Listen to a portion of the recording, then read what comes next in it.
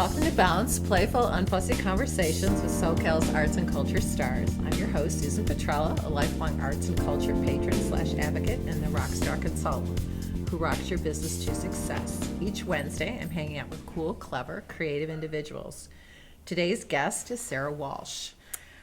Sarah's a Los Angeles-based artist with a degree from Cal State Long Beach in painting. She creates expressionist landscapes. The places where nature and human life collide provide the focus of her work. She's participated in notable exhibitions throughout LA, like the Laguna Art Museum's annual auction, and you're connected with Raw Salt. Correct? Yes, yeah. Yes. So welcome, Sarah. Thank you, Susan. Thanks. So why paint? Oh, why paint? I always feel like why paint, like why eat, why dance, why touch, like it's something that people have been doing for thousands and thousands and thousands of years, and it is like, I think it's just an essential part of the human experience. Did you always paint, or growing up, or?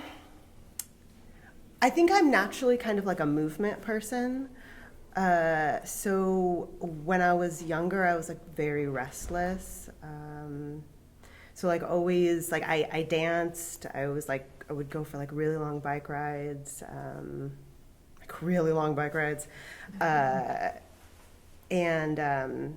so yeah, like I think maybe when I was younger, I was probably a little bit too restless to like sit down and create artwork, or like really have like an enjoyment of that.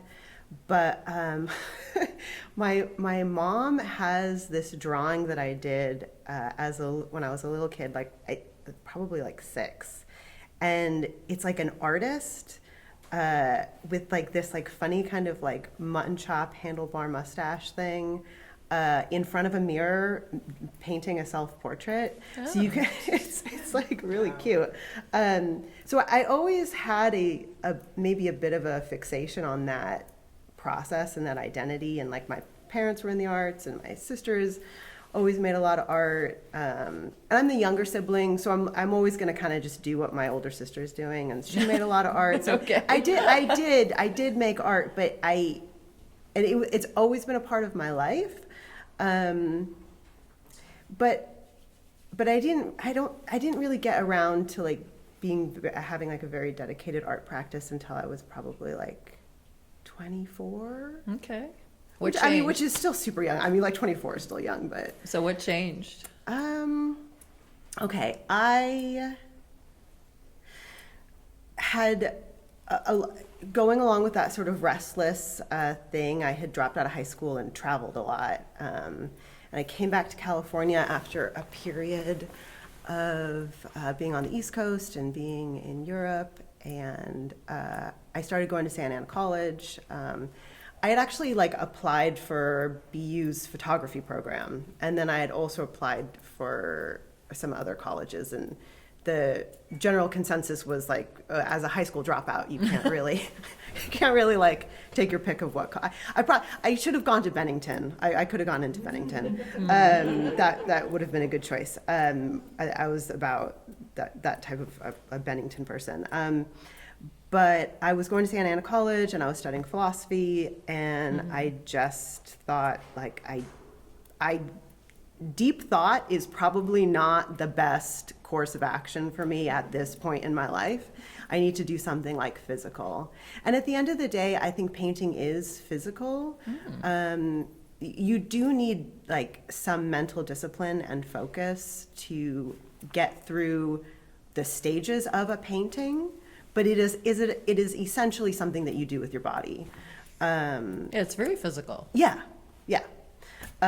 So I switched to that, and kind of like I'm still like so dedicated to painting. Like I do a lot of other things. I teach and make sculpture, and I love photography. But painting is really like my. So you're still keeping some of that restlessness in those other. Oh yeah, no, I'm like. I'm very restless. Yeah, I'm a very So restless you've person. kind of chosen landscape. So focusing on landscape. So is that true? Are you? Yeah. No, I am a landscape painter, which is a funny thing to say because it's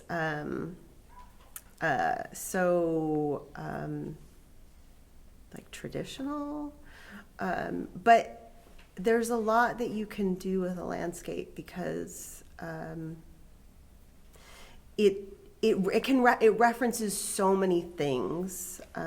Like what? The built environment. Okay. Much of what we experience as landscape is actually like man-made. So when you're in the natural landscape, you're also sort of experiencing how your existence has been manipulated by history, and the built environment, which affects how we move and drive and walk, and everything is sort of, and how we think about ourselves has a lot to do with the environment that we're in. Memory, and then there's like deeper issues of like the environment and spirit and and how people come together. Like I had a whole series of like park paintings. I live in Long Beach now, so not quite LA based, but I had a whole series of paintings that I did that were just like natural spaces around my studio and my apartment in Echo Park and Frogtown. Okay. So lots of like little like hidden spots in like Elysian Park and Echo Park, and these kind of accidental, they're not accidental, but they're these natural spaces that are accidental and built, like in the city, just become these little worlds of life and interactions between people and animals, and I'm really fascinated by how that, by the magic of those places. How all those pieces kind of come together. Yeah. And what's the process for a painting? How does, the finished product, how do you get from like A to Z? You take a photograph and start with that, or a sketchbook, or? I like to draw first, just from observation. I think that I am sort of a proponent of process and theory is as important as like the final product. Like all the things that it takes for you to get there are part of the art making process. And so I do like to start with drawing, but like photography, like I obviously always have my phone with me. So photography is like a great tool for capturing things to use like in the studio later. Yeah, I'm definitely one of those artists that like will start a painting with like a wall full of like 50 drawings and printouts and like a postcard and like, some drawing from 6 years ago. Ephemeral, a lot of yeah, ephemeral like kinds it's of all things. kind of laid out there. I don't tend to hold a lot of things in my mind. I more hold like feelings and ideas and emotions in my body, and then when I start a painting, I need to have like all those visualizations externalized. Okay. If that makes sense. Do you work on one painting or several at a time? No, that's too much. That puts too much pressure on one poor little painting. Okay. Yeah. To just do one? No, to just do one. Yeah, that's like, it's like quivering in the corner, like crying, like, leave me alone. Yeah, no, I tend to have like, I would say like between like 3 and 6. Okay. Seems to be a good number. Okay. Like more than that. I mean, some paintings kind of get started and then forgotten about, and not forgotten, that's not the right, some series get started and then Your focus goes and then to they get something shelved else? for Okay. something else, and then I'll come back to it. Like I have an ongoing series or through line or whatever of a series that I decided like a few years ago I was going to try and bring together all the threads of all my different interests. Because maybe because of like my restlessness or my background or the things that I love tend to sort of easily compartmentalize. Like I love film, I love sports, I love art, and they don't, the categories don't like sort of naturally like bleed over. So how would that work to bring them all together? What does that yeah, look like? so- What does that look like? Is that is a painting, or there's a sculpture coming out of it? I don't know. No. So No. like the ongoing series that I started that was sort of like bringing together all these different ideas that I had was that my mom is Polish and she immigrated to the United States when she was in her late teens, and so when I was a kid, we would go to Europe a lot, but we wouldn't go to Poland because of the political situation. And so I always kind of had a fascination with that like Central Europe, Eastern European, Soviet bloc aesthetic culture, whatever, because it's very mysterious. Like I remember like watching the wall come down and how that was like such a big deal for my mom, and then we would like went to Eastern Europe for the first time after that in the early 90s, and just feeling like, oh, this is where my family's from. And I have a special interest, like bordering on obsession with the horror genre. And so I started a series of landscapes from Soviet era Polish, and then they expanded into like more of Eastern Europe, but like specifically tried to stay like regionally where my family is from, Polish horror movies. Okay. So they just look like landscapes, but they are all scenes from horror movies. And like, so that is like this like little project that I'm working on that's like very deeply satisfying to me, because I'm like, it's all my special interests in one thing. Yeah. Did not know there were Polish horror movies, but Yeah, well, after I'll email you a list. and then there's something about Geneva I saw. Oh, yeah, What about okay. Geneva kind of like Yeah, pops up. Geneva like looms. That is like looms so large different in than my like subconscious. Polish Oh my horror God. stories. No, Geneva I know, is it's so like beautiful, landscape. Yeah. Yeah. There's it's funny because we were just talking. Chris was talking about like the Orange County art scene being like very fractured, and like all these different like types of aesthetics and purposes and ways of making art and reasons to make art. And I think the confusing thing about making art is that it genuinely is not one thing. It doesn't have one purpose. And everyone has a different idea of like why it's important. Well, and we all make our own ideas about it too when we interact with it, correct? Yeah, You might have your idea of what you put out there, but then Yeah. we're all individuals, so. People, I worked at a museum. This was actually so interesting to me. Like, it was really eye-opening. I worked at a museum for a few years, and I really saw like the huge range of reactions that people had to art. From like, and people would get angry about art. Like, it's just really like it does elicit like a response. Was there a particular painting that got the most anger? People were most angry about? Or a work, not necessarily painting? Yeah.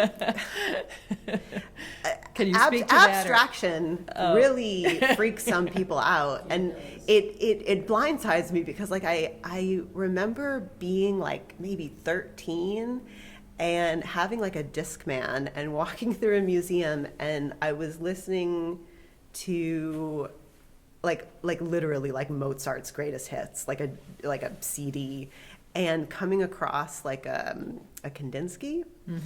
And my parents would drag me to museums, and I was just kind of like, oh, like eye roll, you know. But I'm like listening to Mozart, and I'm like looking at this Kandinsky, and I'm like, I get it. I get it. And so to me, like abstraction is awesome because it's actually so egalitarian. Like people are like, oh, like abstraction, it's like highbrow and you have to understand. And they're like, no, you don't. It's just, it's there and you can understand it any way that you want to. You just kind of have to relax a little bit, you know? Okay. It is a little bit like dance, I think. Where like you kind of like you know like you like maybe you go dancing with your friend and you kind of just like kind of want to shake them and be like loosen up a little bit, just like move.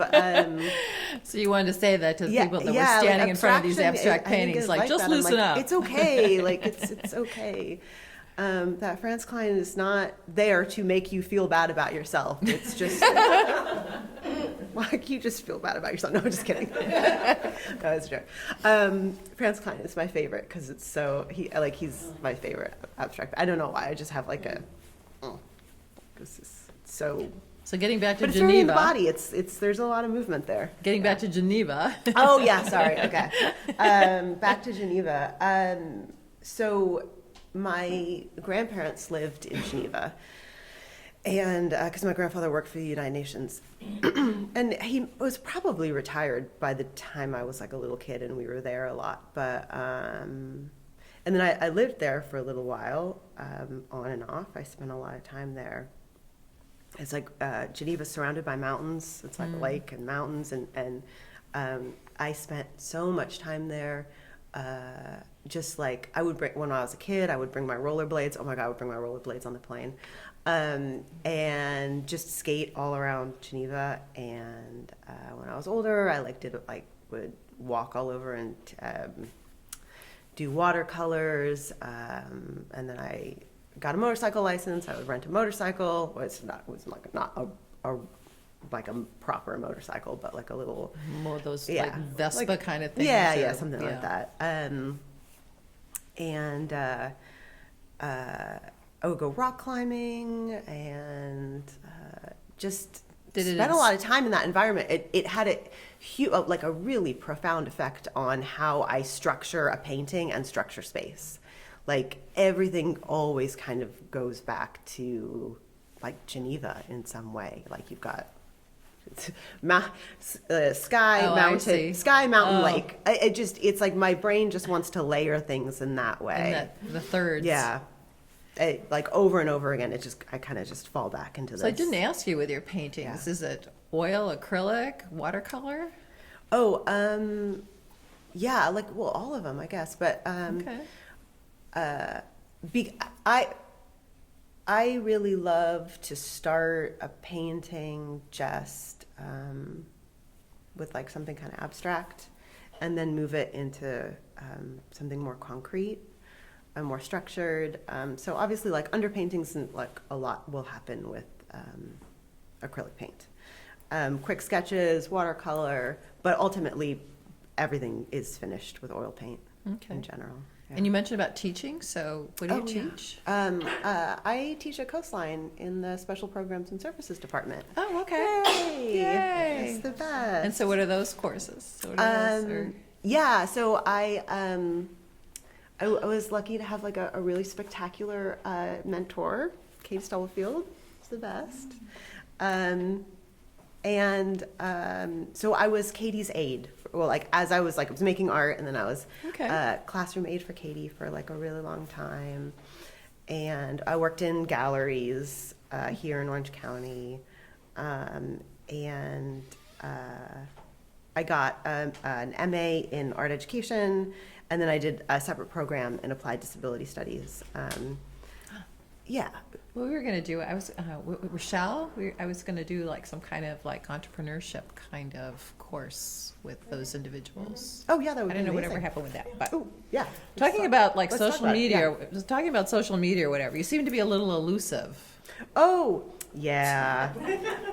So yeah, I Googled her and I'm like, oh, her Instagram account is private. Yeah. So is that intentional, or now Yeah, it now we've is. I got know. Chris saying, It's so funny. I like Chris and I have well, not obviously, but Chris and I have been friends for at least 15 years, something, a long time. Okay. And actually, my favorite camera that I have made so much work with, I had to get a new one because I loved it to death, but Chris gave it to me.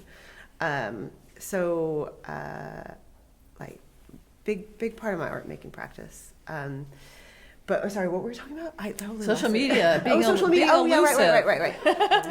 I was going to say that I really fundamentally Chris and I have very different views on visibility. Exposure. Yeah. Okay.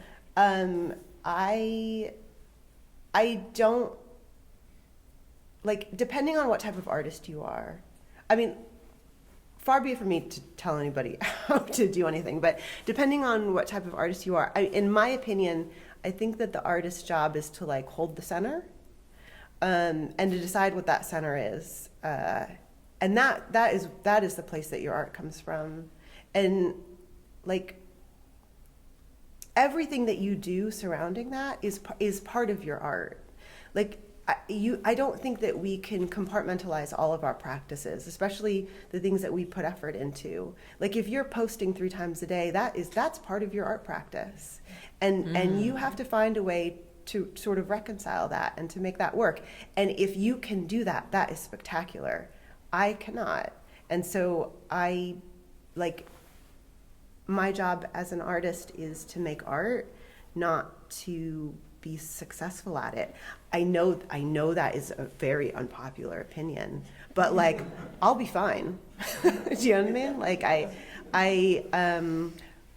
Well, no, because I was, Yeah. it goes back to kind of like this Guardian, where this individual, asks, with the advance of AI, I feel my work as an artist is no longer respected. Should I just give up? And so that's the silliest thing and the I've whole heard in thing my about, being successful and, monetizing one's work or whatever. So, that's interesting. So you have different thoughts about that. I mean, maybe it's like my background in philosophy, and then also like how you perform and what you perform is part of who you are, and you have to kind of choose that carefully and decide what your goals are. I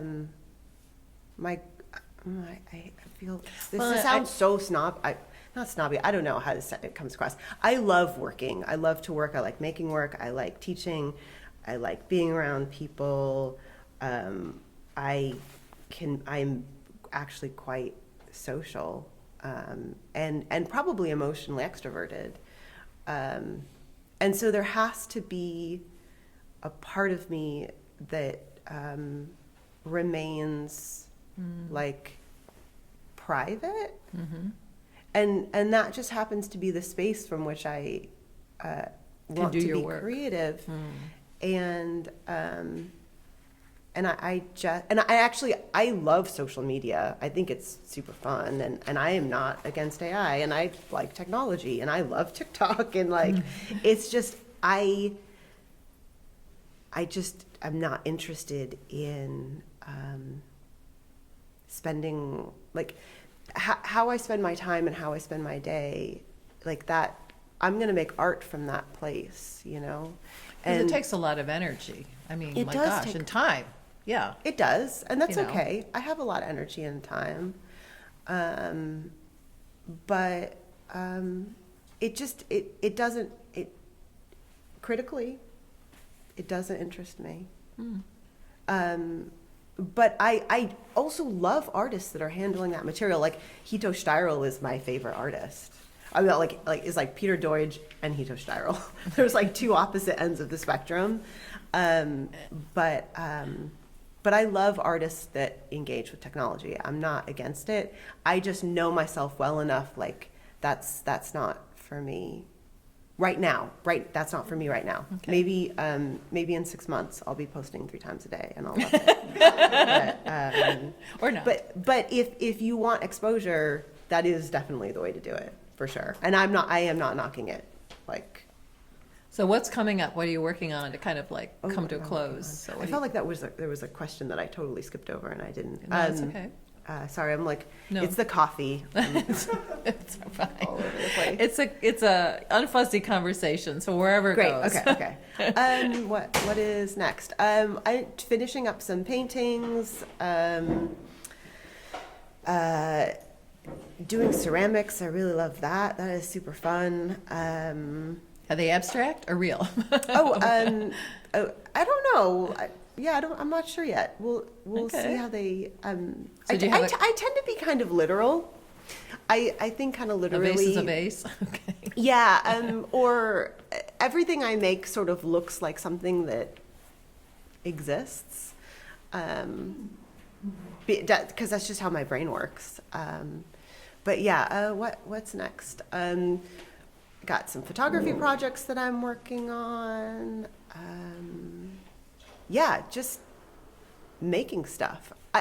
For me, I think my advice to anyone making art is always just keep making art. Like, make a lot of art. Just make stuff. And yeah, maybe post it.